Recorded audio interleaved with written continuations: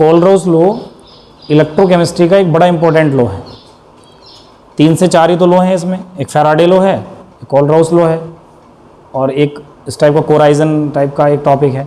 तो ये समझ लीजिए कोलरोस लॉ जो है इलेक्ट्रोलाइट के लिए फॉलो होता है, चाहे इलेक्ट्रोलाइट आपका स्ट्रांग हो या वीक हो।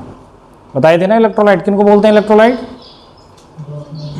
किसे बोलते हैं इलेक्ट्रोलाइट?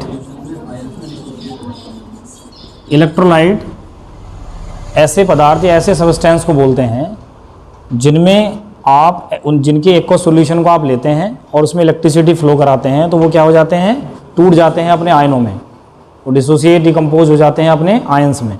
एग्जाम्पल NaCl है, तो NaCl के एक्वस सॉल्यूशन को आप लेंगे और इलेक्ट्रिसिटी फ्लो कराएंगे with the help of electrode, तब क्या होगा, ये आयनों में डिसोसिएट हो जाएगा Na+Cl-, इसलिए इलेक्ट्रोलाइट है।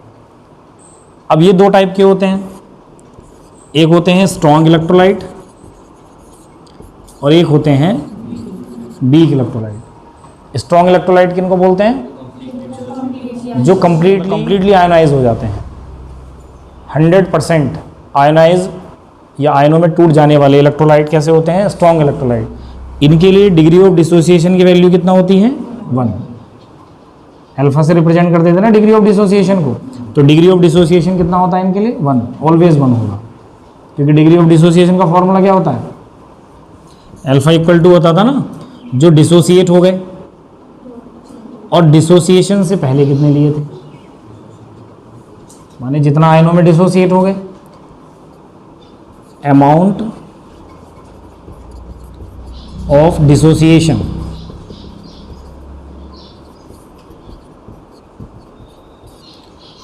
और डिसोसिएशन से पहले की दिया, टोटल अमाउंट लिख देते हैं, total amount taken of electrolyte. आपने 10 ग्राम लिया और 10 के 10 ग्राम डिसोसिएट हो गया, तो यहाँ भी 10 यहाँ भी 10, तो कितना आएगी वैल्यू, 1। तो इसलिए स्ट्रॉन्ग इलेक्ट्रोलाइट के लिए डिग्री ऑफ डिसोसिएशन कितना होता है, 1। वीक इलेक्ट्रोलाइट किन्हें कहते हैं, वीक इलेक्ट्रोलाइट हैं जो अपने एक्वस सॉल्यूशन में इलेक्ट्रिसिटी आप जब फ्लो कराएंगे तो जिनका डिसोसिएशन अपने आयनों में क्या होगा, कम होगा, आधे से भी कम समझिए आप।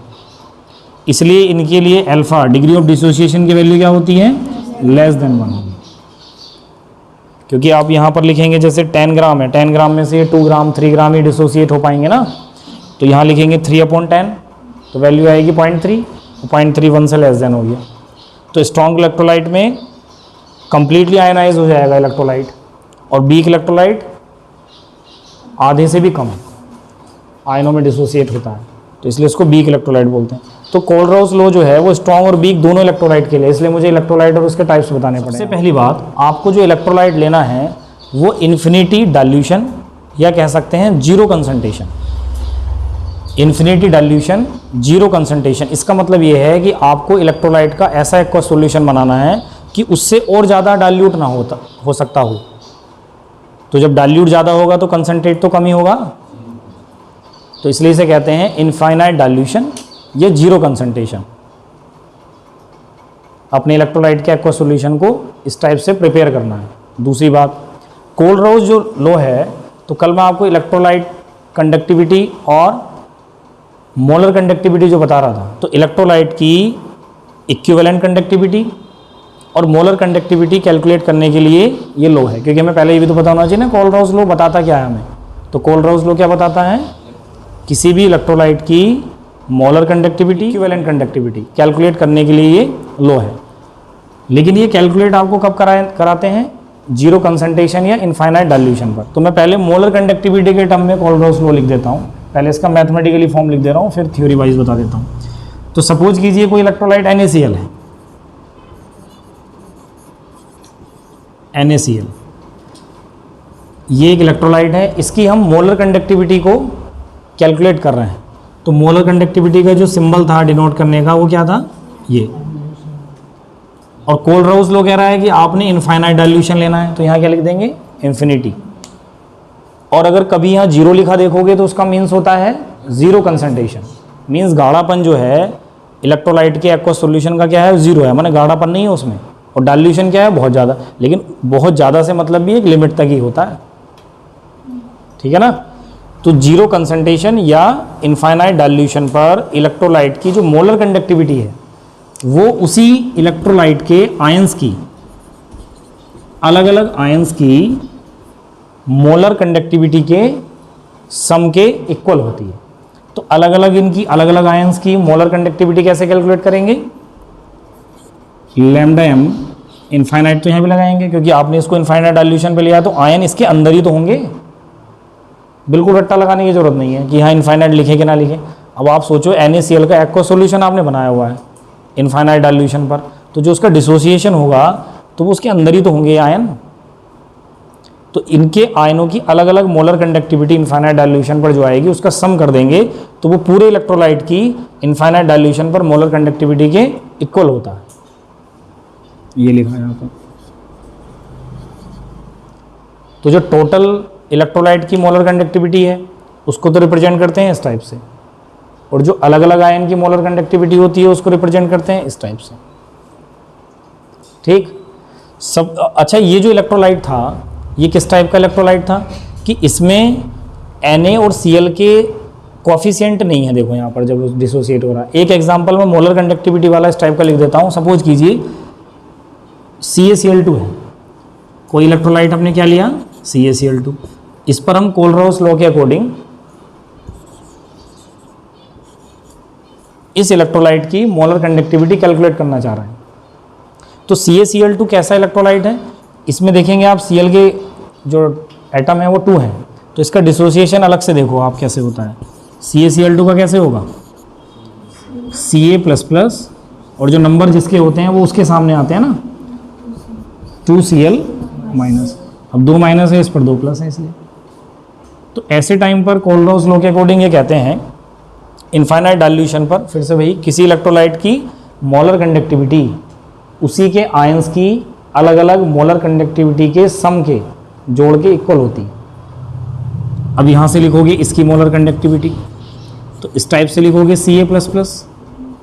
अब इसकी लिखोगे ना तो ये जो नंबर हैं बस ये सामने आ जाएंगे इस टाइप से। भाई इसका मतलब यही तो हुआ कि ये 2 बार लिखा है क्लोराइड आयन, तो अगर मैं इसको 2 बार लिखता ऐसे Cl- प्लस Cl-, तो कोलरॉस लॉ के अकॉर्डिंग यही तो है कि कोई इलेक्ट्रोलाइट अपने एक्वस सॉल्यूशन में जिन आयंस में डिसोसिएट होगा तो उस इलेक्ट्रोलाइट की इनफाइनाइट डाइल्यूशन पर मोलर कंडक्टिविटी उसके उन आयंस की अलग अलग मोलर कंडक्टिविटी के सम के इक्वल होगी।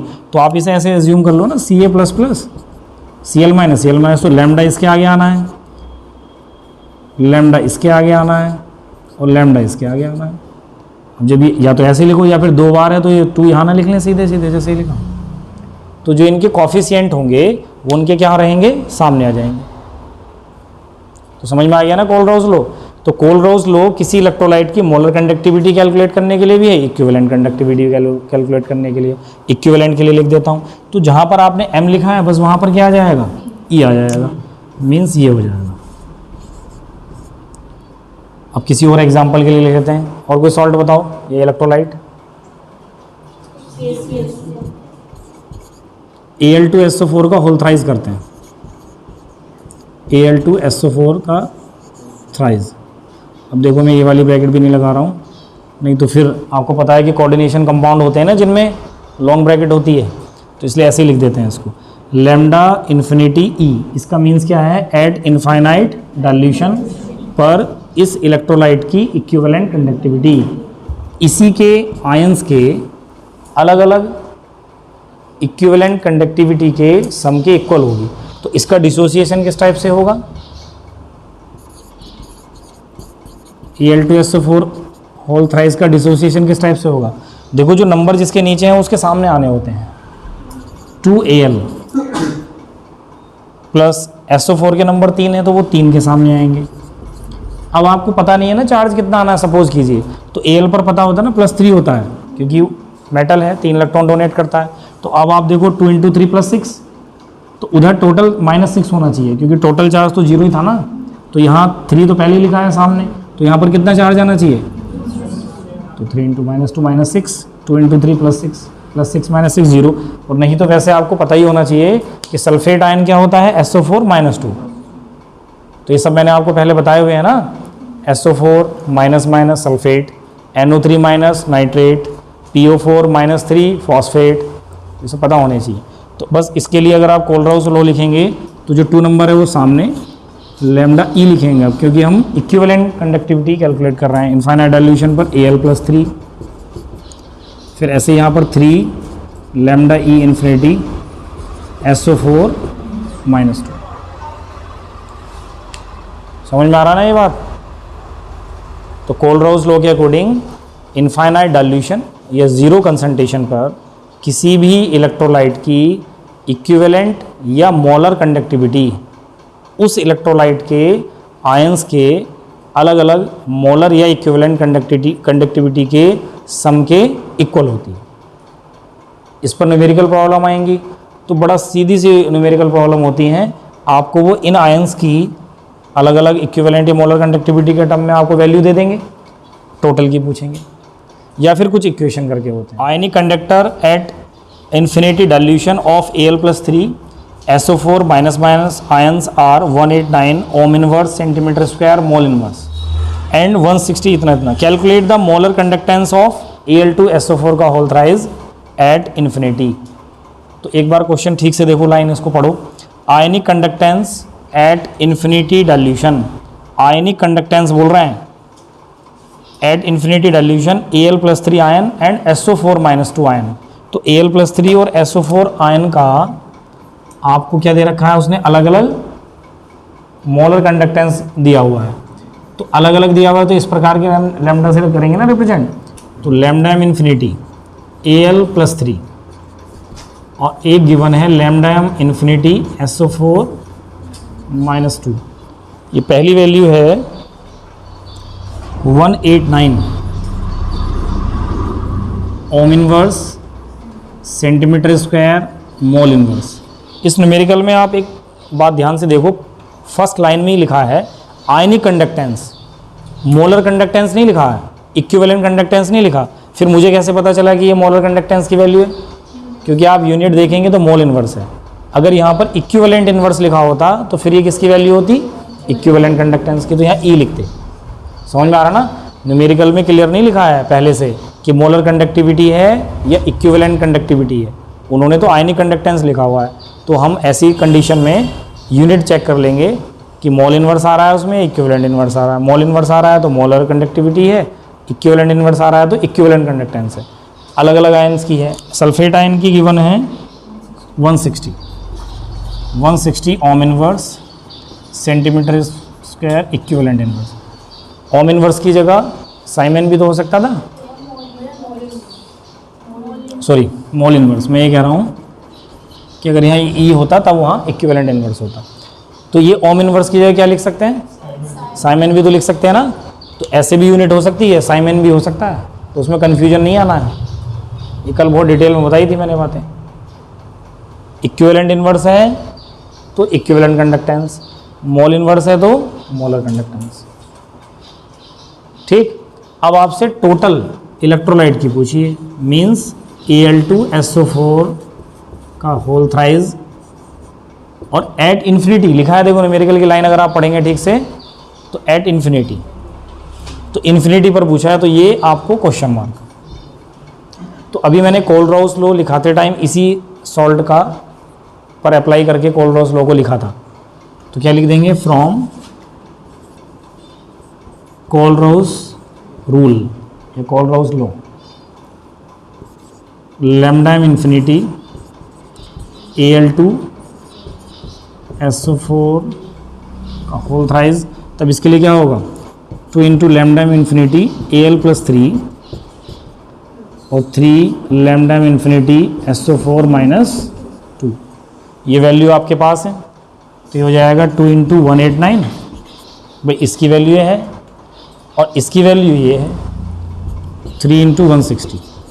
इस सबको सोल्व कर लेंगे तो आंसर तो इसमें आएगा ओम inverse centimetre square mole inverse, क्योंकि है तो ये भी ना मोलर कंडक्टिविटी, बस ये पूरे इलेक्ट्रोलाइट की।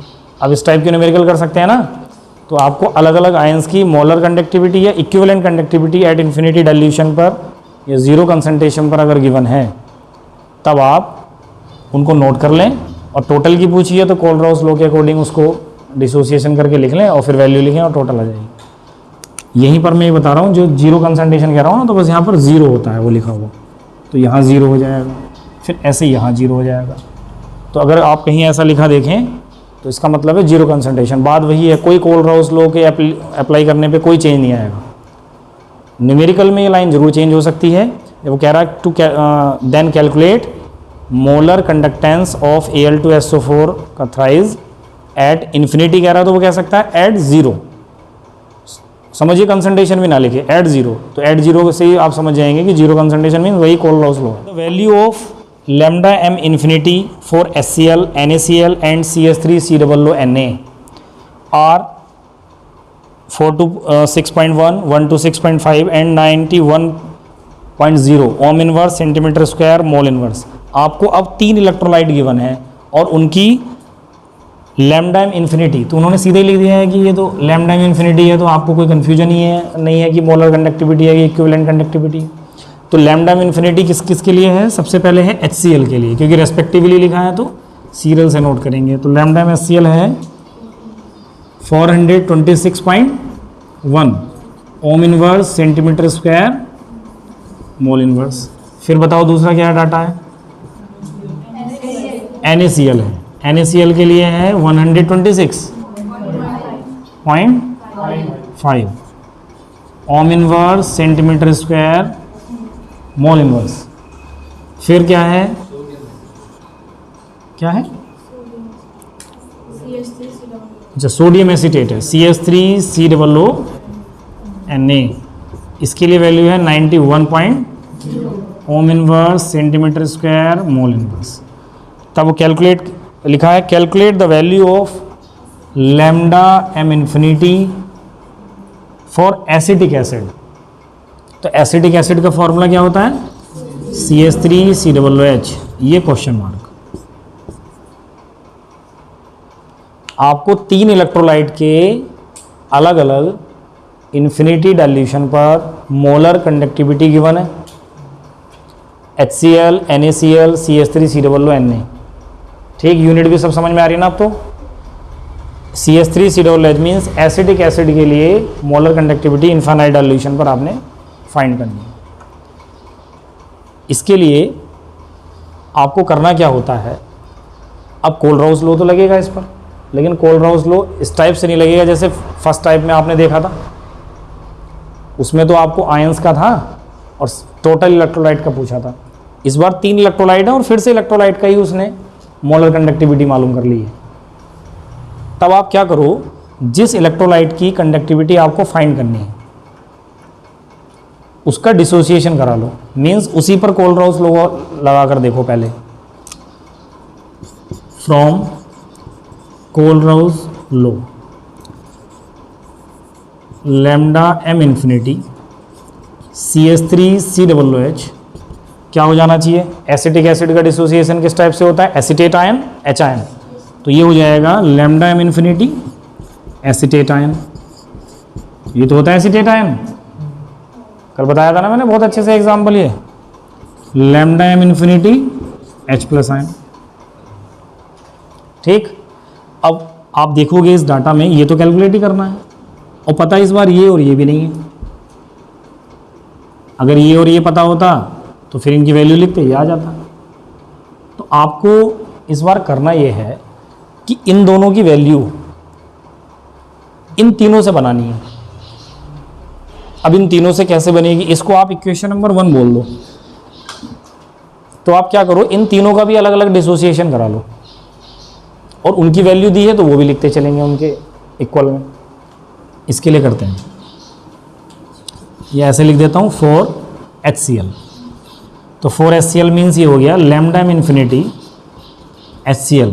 तो इस पर अगर आप कोलराउस लॉ के अकॉर्डिंग लिखते हैं तो ये हो जाएगा lambda M infinity H+ ion और लैम्डा एम इन्फिनिटी Cl-। इसको बोल देते हैं इक्वेशन नंबर 2। इसके लिए लिखते हो आप NaCl के लिए 4NaCl। तो लैम्डा एम इन्फिनिटी NaCl, इसका डिसोसिएशन कराते हो तो लैम्डा एम इन्फिनिटी Na+ और lambda M infinity Cl minus. Equation number third, CH3 COO के लिए करते हैं तो 4CH3 COO means sodium acetate के लिए, तो lambda M infinity CH3 COO तभी हो जाएगा lambda M infinity CH3 COO minus acetate ion और lambda M infinity Na plus. ये इक्वेशन नंबर हो गई 4। फर्स्ट वाली जो इक्वेशन है वो तो आपने तैयार करनी है इन बाद की 3 इक्वेशन से। तो बाद की 3 इक्वेशन को ठीक से देखो कि ये कैसे बन पाएगा।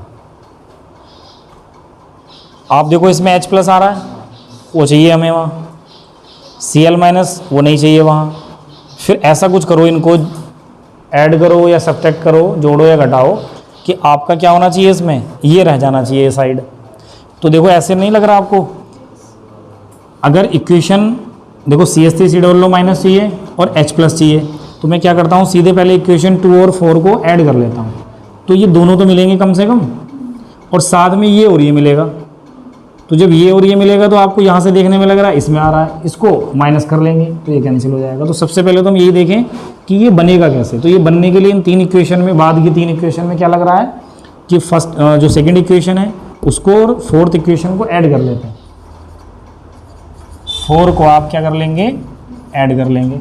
तो ऐड करने के लिए पूरा डाटा वैसा का वैसे लिखा रहेगा, लेफ्ट साइड भी और राइट साइड भी। तो इधर क्या है इक्वेशन 2 में left side lambda M infinity HCl plus lambda M infinity CH3 COO Na, ये है ना। और फिर इसको ऐड कर रहे हैं तो लैम्डा H आयन, एक साथ ही लिख लेता हूँ पहले, lambda H ion plus lambda M infinity Cl minus, और ये क्या है lambda M infinity CH3 COO minus, और एक और है lambda M infinity Na plus. तो LHS भी ऐड होनी है, RHS भी ऐड होनी है। इसको इक्वेशन नंबर, या इक्वेशन नंबर क्या, इसमें सीधे ऐसे लिख देते हैं। अब इस इक्वेशन में से क्या करना है, इक्वेशन थर्ड को आपने माइनस करना है। क्यों करना है माइनस, क्योंकि इसमें एक्स्ट्रा कौन आ गया है, देखो CH3 COO माइनस और H प्लस चाहिए, ये और ये चाहिए, ये और ये नहीं चाहिए आपको। तो ये और ये नहीं चाहिए, तो ये इस इक्वेशन नंबर थर्ड में आ रहा है, तो माइनस कर लें तो कट हो जाएगा। तो इसको इक्वेशन नंबर क्या लिख दें, 5 लिख देते हैं। चलिए तो मैं लिखेंगे इक्वेशन 5 माइनस इक्वेशन 4। तो उसमें डायरेक्टली अगर आप माइनस करेंगे तो ये तो रहेगा ही रहेगा, फिर माइनस करने पर ये माइनस में आएगा। इक्वेशन 5 में से इक्वेशन थर्ड, तो ये हो जाएगा lambda M infinite HCl plus lambda M infinite CH3 COO Na minus ये lambda M infinite NaCl equal. अब उसको सीधे कट करके लिख देता हूँ, ठीक है। अब देखो ये लैम्डा एम Na प्लस और lambda M Cl minus minus में हो जाएंगे ना, तो इस वाले से और इस वाले से कट हो जाएंगे। फिर फाइनली इधर क्या बचेगा, lambda M infinity H plus, और यहाँ से बचेगा lambda M infinity CH3 COO minus. ये इक्वेशन नंबर 1 के जैसा है ना। तो अगर इक्वेशन नंबर 1 के जैसा है तो उस साइड को ही तो हमें कैलकुलेट करना है, माने इसको हम ये भी तो लिख सकते हैं। तो इसको ये लिख देता हूँ इस side, lambda M infinity CH3 COO, भाई इसको यहाँ से फ्रॉम इक्वेशन 1, इसको इक्वेशन 1 में देखें ये लिखा है, तो मैंने ये लिख दिया। और इनकी वैल्यू मुझे ये पता है, यहाँ देखो HCl की वैल्यू ये है, लैम्डा इन्फिनिटी HCl की है, CH3 COO की वैल्यू ये है, और NaCl की वैल्यू ये है। तो क्या है HCl की वैल्यू, यहाँ लिख देते हैं 426.1, CH3 COO की 91, और माइनस NaCl की कितने हैं 126.5। इसको कैलकुलेट कर लेंगे तो आ जाएगा ना। एसिटिक एसिड की इनफाइनाइट डाइल्यूशन पर मोलर कंडक्टिविटी आ जाएगी, जो भी यहाँ से कैलकुलेशन आएगी यूनिट तो फिर वही होगी, ओम inverse centimetre square mole inverse. तो ये सेकंड टाइप है कोल राउस के न्यूमेरिकल का। जब नेक्स्ट जुलाई आएगा ना तो उस समय तक ना खेल हो चुका होगा तुम्हारा, कहाँ एडमिशन लेना है तुमने ये भी सब डिसाइड हो गया होगा, और तुम्हारी परसेंटेज, तुम्हारी नॉलेज 12th की केवल इतना समझना कि ग्रेजुएशन में कहाँ और किसने किस अच्छी यूनिवर्सिटी में या कौन से अच्छे कोर्स में एडमिशन लेना है। तो ये मत सोचो कि 12th पास आउट करने का मतलब ये है कि 12th पास आउट कराने के बाद बस हमारा कैरियर फ्यूचर सेट हो जाना है, उसके बाद भी तो अच्छा पढ़ना है। अभी की नॉलेज आपको ग्रेजुएशन के एडमिशन के लिए चाहिए ना। अब तक क्या हो रहा था, LKG से लेके 12th तक सबको पता था ना, इस क्लास के बाद इस क्लास आएगी, इस क्लास के बाद ये क्लास आएगी, लेकिन 12th के बाद अभी पता है तुम्हें क्या करना है। अभी कई के तो घर के ना ये सोच रहे होंगे कि परसेंटेज ठीक आई तो कोचिंग भेज देंगे, बायो वाला है तो नीट भेज देंगे, और मैथ वाला है तो IIT भेज देंगे, और परसेंटेज ठीक नहीं आई तो हो सकता है कि चलो इसे पढ़ाते ही नहीं। थोड़ा कम परसेंटेज आई तो ऐसे डिसाइड करते हैं ना घर के परसेंटेज से तुम्हारी कि SSC कर लेगा या बैंकिंग में चले जाएगा, और थोड़ी और कम आई तो ग्रुप C में चला जाएगा, चलो क्लर्क बन जाएगा किसी डिपार्टमेंट में। और बेटा भी जो है पूरे सपने दिखा रहा है घर वालों का भी, जुलाई अगस्त सितंबर तक दिखाएगा, हाफ अर्ली से पहले तक बहुत सपने दिखाएगा, मम्मी इसरो। अब मम्मी भी नहीं पूछती इसरो की फुल फॉर्म क्या है, बेटे को पता नहीं है, तो वो करते रहो हाफ अर्ली तक। हाफ अर्ली के बाद तुम्हें पता चल जाएगा। यूनिट टेस्ट का तो दिखा नहीं रहे होंगे घर पे कुछ, हाफ अर्ली का तो जाएगा ना, रिपोर्ट कार्ड कर दी जाता। हाफ अर्ली का जाता है, लक्ष्य जाता है हाफ अर्ली का रिपोर्ट कार्ड घर पे। हाँ मार्क्स दिखा देते हैं, तो जिसके कम होते होंगे घर फ़ोन जाता होगा तो पता चल जाता होगा। तो हाफ अर्ली के बाद कॉलेज वाले भी थोड़ा सा एक्टिव हो जाते हैं, तो वो करते क्या हैं कि पेरेंट्स को बुला लेने लग जाते हैं, और फिर वो समझाते हैं कि देखो ये क्या कर रहा है, इससे तो पास नहीं हो जा रहा है हाफ अर्ली में। तो वो कहते हैं आप कैसी बात कर रहे हैं, हाफ अर्ली में पास नहीं हो रहा, ये तो इसरो जाने की बात कर रहा है। तो इस उसमें मत रहो, ये पढ़ना तुम्हें ही है। और देखो इतना मैं भी समझता हूँ कि वो जो कोरोना का इफ़ेक्ट है ना, वो इंडियन इकोनॉमी पे नहीं आया, वो इंडियन इकोनॉमी तो जो है ग्रोथ कर गई है, ये आया है तुम्हारी एजुकेशन पर मेनली। क्योंकि जो तुम इतना इजी सोच रहे हो ना बातों को कि भाई कोल राउस लो है, अभी क्या टिपिकल है इसमें, ये बताओ जरा मुझे। अभी तो मैं ये तुम्हें ऐसे स्टाइल में पढ़ा रहा हूँ, कैंस्टिक स्टाइल में। अगर देसी स्टाइल में कहें तो सीधा सा हिसाब नहीं है ये कि कोई जिससे मिलकर बना, या आप ऐसा समझ लीजिए आपके पास कोई टॉय खिलौना है, आपने उसको तोड़ लिया, अब घर पर डांट पड़ जाएगी, अब उसको जोड़ने में लगे पड़े हो, तो प्रेशर में भी तो जोड़ ही लेते हो ना, जोड़ के फिर पूरा खिलौना बना देते हो। मैं कोल राउस कुछ नया बता रहे हैं क्या? वो भी तो कह रहे हैं कि अच्छा खासा NaCl था, आयनों में तोड़ लिया, टोटल मोलर कंडक्टिविटी बता दो। तो तुमने कहा जी हमारे पास अलग अलग मोलर कंडक्टिविटी है, इनको जोड़ लेते हैं, टोटल आ जाएगी मोलर कंडक्टिविटी। तो ये कौन सी नई बात बता दी भाई कोल राउस ने यहाँ पर? तुमने तो LKG से पहले ही मुझे लग रहा है कोल राउस लोग फॉलो कर लिया होगा, LKG में तो कर ही लिया होगा सबने। खिलौना टूटा, या वो आते भी तो हैं, वो खेल खेल में पढ़ें। कुछ ऐसे टॉयज़ होते हैं ना असेंबल करने वाले, कभी ट्रेन बन जाती है, कभी कुछ बन जाता है, क्या होता है वो? पजल होते हैं। LKG वाले बर्थडे पर दिया होगा ना किसी ने पजल गेम, तो आपने पजल में कभी ट्रेन बना ली होगी, कभी कोई कार बना ली होगी, तो वो जो कार है जब आपने कार तोड़ी होगी और फिर से जोड़ी होगी तो वो कार बन गई होगी ना। तो कोल राउस भी अपने लॉ में यही कह रहे हैं कि कोई इलेक्ट्रोलाइट है, अगर आपने उसी के आयनों में तोड़ा है, उसकी टोटल जो मोलर कंडक्टिविटी है उसके आयनों की अलग अलग मोलर कंडक्टिविटी के इक्वल होनी है, उनके सम के इक्वल होनी है। बस उन्होंने एक शर्त ये रख दी है कि डाइल्यूशन इनफाइनाइट होना चाहिए, माने आपने उस इलेक्ट्रोलाइट के एक्वस सॉल्यूशन को बहुत पतला सा बना लेना है, गाढ़ापन उसका क्या कर देना है, बिल्कुल ज़ीरो, कम कर देना है। लेकिन इतना भी पतला नहीं कर देना है कि उस इलेक्ट्रोलाइट के जो आयंस हैं वो ही डिस्ट्रॉय हो जाएं, वो ख़त्म हो जाएं। पता लगा उस सॉल्यूशन में अब एक्वस ही रह गया है, इलेक्ट्रोलाइट पता ही नहीं। सब मतलब ऐसा समझ लीजिए कि 1 ग्राम NaCl को एक बाल्टी पानी में घोले बैठे हैं, तो फिर तो भाई पानी पानी रह गया ना, उसमें आयन है ही कहाँ है NaCl के, फिर ढूंढते फिर रहे हैं कि कोल्ड रोज बताओ जरा Na+Cl- कहाँ गए। फैराडे एक साइंटिस्ट हैं।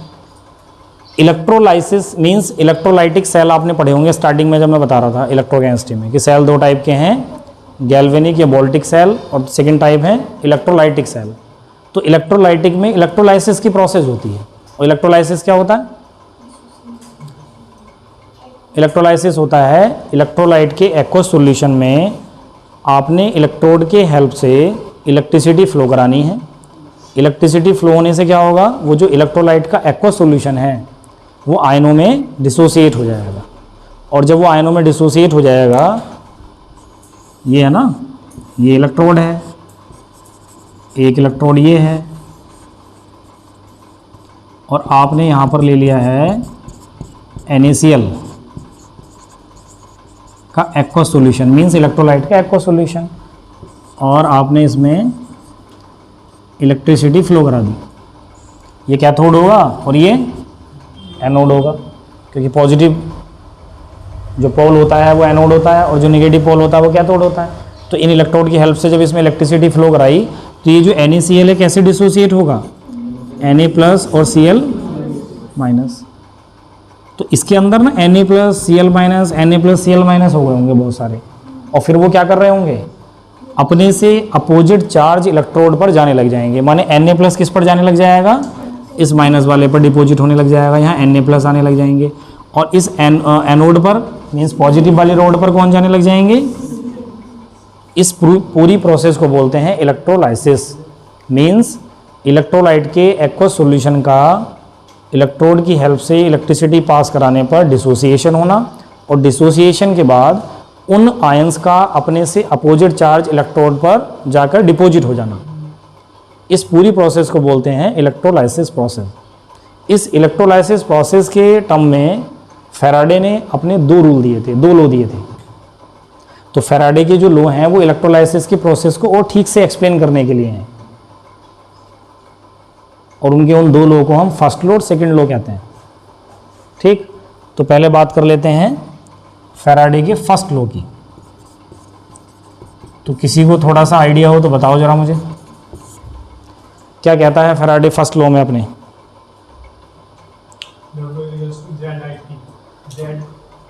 क्या इक्वल टू W=ZIT बोल रहा है ये मैथमेटिकली बात कुछ, और किसी को कुछ आइडिया है? चलो मैं बताता हूँ। फैराडे फर्स्ट लॉ में ये कहते हैं इलेक्ट्रोलाइसिस प्रोसेस तो सबको समझ में आ गई है। तो इस इलेक्ट्रोलाइसिस प्रोसेस में ये भी समझ में आ गया है कि जो आयन है वो डिपॉजिट हो रहे हैं इलेक्ट्रोड्स पर, और दोनों इलेक्ट्रोड पे डिपॉजिट हो रहे हैं, एक पर कैटायन और एक पर एनायन।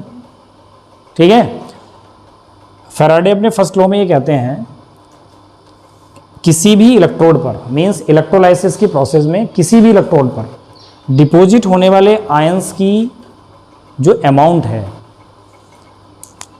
उस इलेक्ट्रोलाइसिस प्रोसेस में जो चार्ज फ्लो हो रहा है उसके डायरेक्टली प्रोपोर्शनल होती है। ये तो पता ही है कि इलेक्ट्रोलाइसिस प्रोसेस इलेक्ट्रिसिटी की हेल्प से हो रही है। तो इलेक्ट्रिसिटी में फ्लो होने का मतलब क्या होता है, चार्ज फ्लो होना। तो चार्ज जितना ज़्यादा फ्लो कराओगे आप उस इलेक्ट्रोलाइट के एक्वस सॉल्यूशन का, उतना ज़्यादा डिकम्पोजिशन या डिसोसिएशन होगा। उस डिकम्पोजिशन डिसोसिएशन ज़्यादा होगा तो वो जो आयंस हैं अपोजिट चार्ज इलेक्ट्रोड पर ज़्यादा डिपॉजिट होंगे। फिर से वही सीधी सी बात है। तो उसको वो मैथमेटिकली फॉर्म में ही लिखते हैं कि इलेक्ट्रोलाइसिस की प्रोसेस में किसी भी इलेक्ट्रोलाइट पर, सॉरी इलेक्ट्रोड पर डिपॉजिट होने वाले आयंस की जो अमाउंट है, सब्सटेंस की जो अमाउंट है, वो उस इलेक्ट्रोलाइसिस की प्रोसेस में चार्ज जितना ज़्यादा फ्लो होगा उसके डायरेक्टली प्रोपोर्शनल होती है।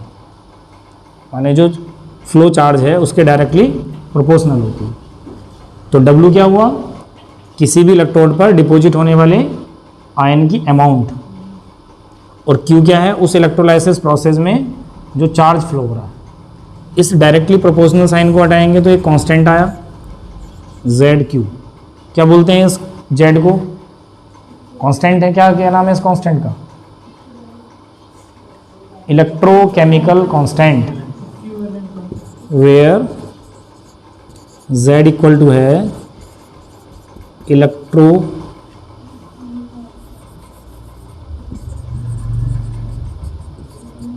Electrochemical constant. क्या? इलेक्ट्रोकेमिकल कांस्टेंट, ठीक है। कई बार इसे इक्विवेलेंट कांस्टेंट भी बोल देते हैं। यही है ना, कंफर्म हो गया। फिजिक्स में 10th में पढ़ ली होंगे ये वाला formula, Q equal to I T. ये वैल्यू यहाँ लिखें तो W इक्वल टू कितना हो जाएगा? तो एक फॉर्म तो ये हो गया mathematically form, first law of Faraday, और एक ये है ही। न्यूमेरिकल होते हैं ना इन पर, कई बार करंट देगा, ये करंट है, वो चार्ज है, तो कई बार करंट और टाइम देगा। अच्छा, इसमें जो इलेक्ट्रोकेमिकल कांस्टेंट आ रहा है ना, इस इलेक्ट्रोकेमिकल कांस्टेंट का भी वैल्यू होती है। क्या होती है? Z इक्वल टू होता है E अपॉन F। Z की जो वैल्यू होती है वो किससे काउंट होती है? E अपॉन F से। E और F समझते हो क्या है? F तो है फैराडे कांस्टेंट, ये पहले ही आ चुका है।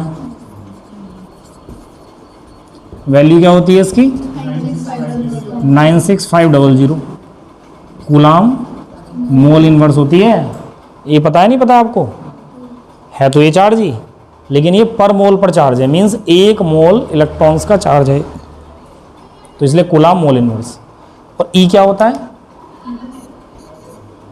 Equivalent weight. तो अब वो एक और फॉर्मूला लिख लेते हैं फाइनली, ऐसे भी तो हो जाएगा ना, E अपॉन F IT, ऐसे भी लिख सकते हैं। फर्स्ट लॉ फैराडे हो गया।